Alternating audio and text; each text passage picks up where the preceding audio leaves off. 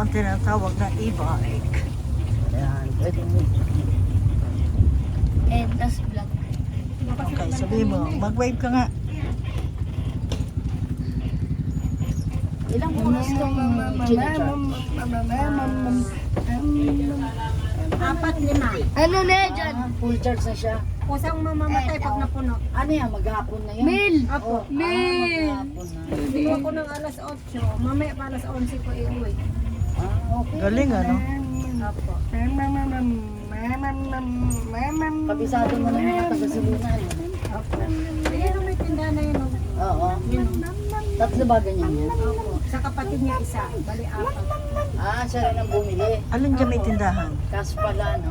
Alin may tindahan daw? Ayan. Ay, oo. Sa kanila po. Yung pagka gabi dyan umaga nakapark dyan 3. Yung isa na dyan sa harap namin. Sa Emerald.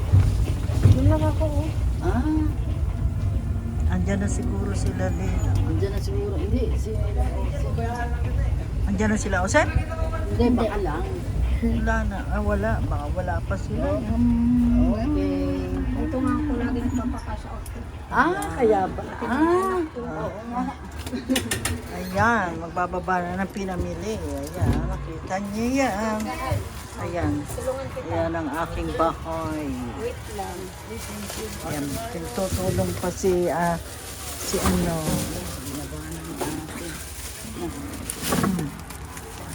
Diretso na kami ng condo nito. Ayan ang aking bahay. Ayan ang sinakyan namin, e-bike. Thank you! Thank you po. Ayan.